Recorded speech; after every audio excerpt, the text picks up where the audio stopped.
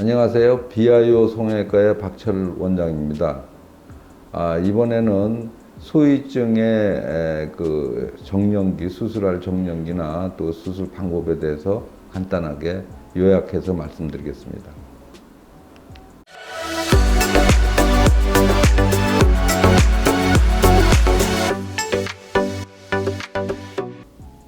소위증은 귀가 없이 태어나는 경우를 우리가 소위증이라고 얘기할 수 있겠습니다.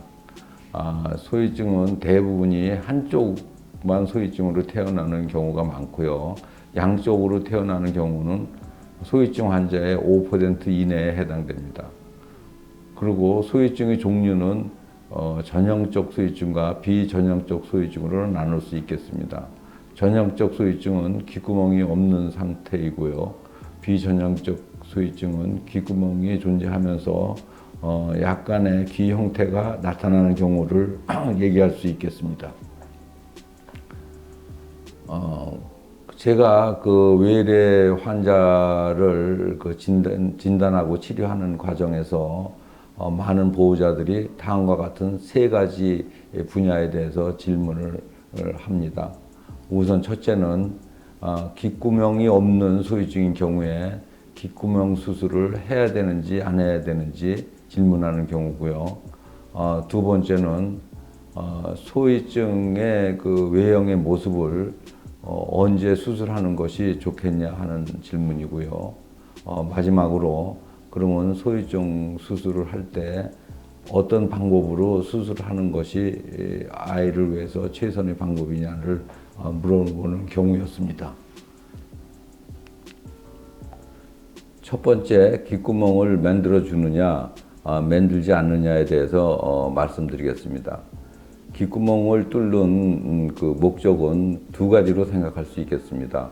우선 귓구멍이 없는 환자를 귓구멍을 만들어서 정상적인 구멍을 만들어 주고 싶은 욕망이 있는 거고요. 또 두 번째는 귓구멍을 뚫음으로써 청력이 증진시킬 수 있다라는 기대감으로 수술하는 경우가 많습니다. 그러나 귓구멍을 뚫어서 정상 형태와 똑같은 귓구멍은 만들 수는 없습니다.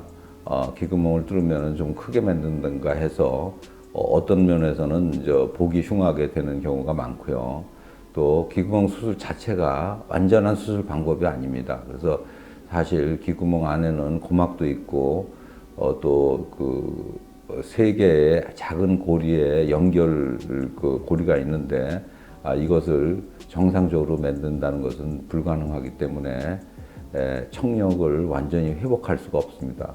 다시 말하면은 귓구멍이 없더라도 그 진동을 통해서 정상기의 50%의 청력을 유지할 수 있습니다. 보통 그 소위증 환자에서. 그래서 수술을 해갖고 성공을 한다고 해도 50%가 80%로 증가될 뿐이지 100%의 청력은 회복할 수 없습니다. 또한 귓구멍 수술한 후에 워낙 여러 가지 문제점이 많이 생깁니다. 특히 큰 문제점이 생기는 것이 귓구멍을 통해서 계속 염증이 지속된다는 것입니다. 그래서 저희 경우에는 귓구멍 뚫는 수술을 권장하고 있지 않습니다. 또한 귓구멍 수술을 반대하는 큰 이유 중에 하나는 귓구멍을 수술을 하면은 후에 그 바깥에 귀를 만들 때 많은 지장이 있습니다. 두 번째, 세 번째 수술 방법과 수술할 나이에 대해서 간략하게 말씀드리겠습니다. 우선 수술 방법은 크게 두 가지로 나눠서 얘기할 수 있겠습니다. 하나는 자기 늑연골 틀을 이용해서 만드는 방법과 다른 하나는 메드파라는 인공 물질을 이용해서 연골틀을 만들어서 하는 방법, 두 가지로 나눌 수 있겠습니다. 메드파를 이용한 수술 방법은 3살이나 4살 정도 어렸을 때부터 수술이 가능하나 아무래도 인공 물질이기 때문에 염증에 쉽게 노출이 되고 애들이 외상에게서 잘 부러지기 때문에 그 내구성이 아직 부족한 그 수술 방법이기 때문에 저희 센터에서는 권장하고 있지 않습니다. 반면에 자기 늑연골 틀을 이용한 수술 방법은 내구성이 좋고 영구적이기 때문에 저희 센터에서는 이 방법을 권장하고 있습니다.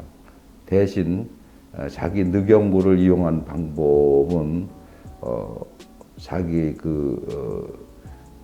가슴 연골이 어느 정도 큰 다음에 수술하기 때문에 12살 이후에 수술이 가능하다고 말하고 있습니다.